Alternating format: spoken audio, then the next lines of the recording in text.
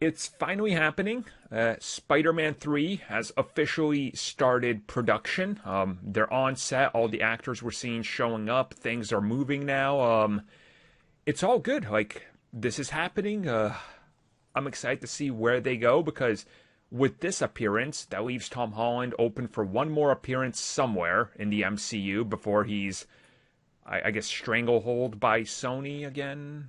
No, So, I'm going to make a lot of bold predictions in this episode, apparently. well, they're not bold for me, but people are going to be like, oh no, that's going to be wrong. I think Sony, since the whole thing, was it last year? last year, yep. Or was it 3 years ago? Because it feels like 3 years ago at this point. Whenever they went, no, bye. I think they've changed since then. I think they've kind of realised then they're better off with Disney than without. Mm-hmm. Yeah. I don't think you're going to lose. Like, either way, Tom Holland's going to still be Spider-Man. Yeah. He is the golden boy. If Netflix is like, hey, we kind of want to make a Legend of Zelda with Tom Holland, that man ain't going to be Spider-Man, or he's going to stay Spider-Man. He's never not going to be him. So he's in it for the long haul, and I'm pretty certain Sony's going to stay in it for the long haul as well. I mean, we know that they went back to a discussion, and it took about a month of them talking it out, and then they came back with, well, Spider-Man is a character that can exist within a multiverse and stuff. Like, they definitely have reached some bargaining deal where Avi Arad and Amy Pascal's creations and choices can somehow carry over in just so Kevin Feige can keep Spider-Man in the MCU and keep using Tom Holland. So my timeline's a bit mucky because old man brain, and it's been a hell of a year, and I can't remember that far back at the best of time. What did Spider-Verse come out after all that?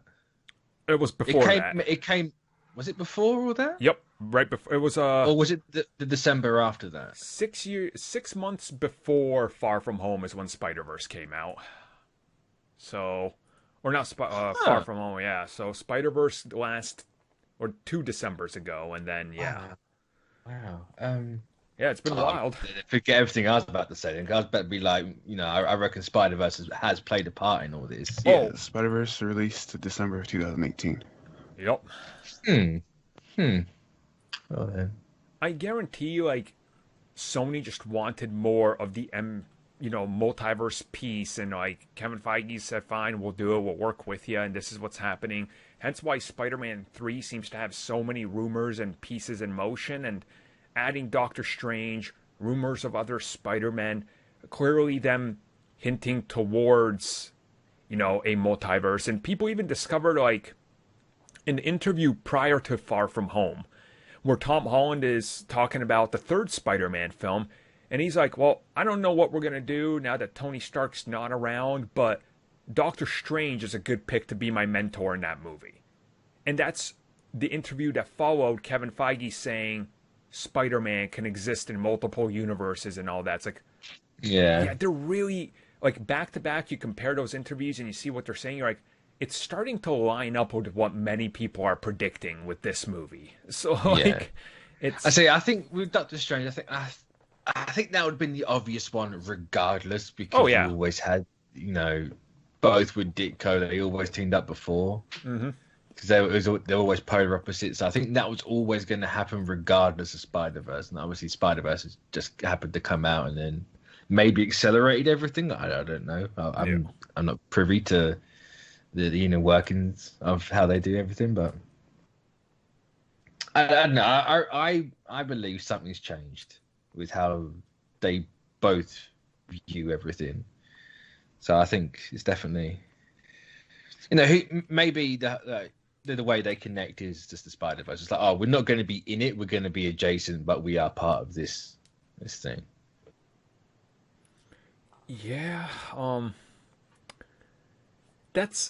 I could see it. Like, again, they're going to tiptoe around what's in, and I think they're just going to fully embrace like, Doctor Strange is definitely going to acknowledge the multiverse. So, even if there is a 1-minute scene where they acknowledge Venom and Morbius existing because Sony wants it that way, they will do it, and then we never have to reference those characters in the MCU proper, but they're adjacent. And yes, it's all part of the same continuity. Like, that's 100% that is happening in one of these two upcoming films, because that's their in. So, like, it'll be interesting to see. And also, like, if you look at the Spider-Man 3 set, you can't see nothing because it's the most lockdown thing I've ever seen. Like, it is...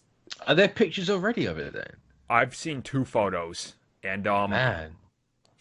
Here's the thing. It's literally been going for 3 days at this point. What the hell? It is... People like, are on there, like, fire and crap. Full-on white pods. You can't see anything. High-rise walls. It is one of the most protected sets I've ever seen. Whatever is going on with that movie in Atlanta, they want nobody aware of anything. It honestly looks like something out of a science fiction movie, like a quarantine zone. It's like, Jesus. I was going to say, is that they don't want people to see anything, or is that like we want to keep the coronies out? I think it's both. Like, no, we are going to literally put Tom Holland under a dome. Yeah, that's literally what it is. Protect the golden egg. Protect the egg. Protect the future of all of our franchises, especially Sony. We're nothing without this young 20 little white boy.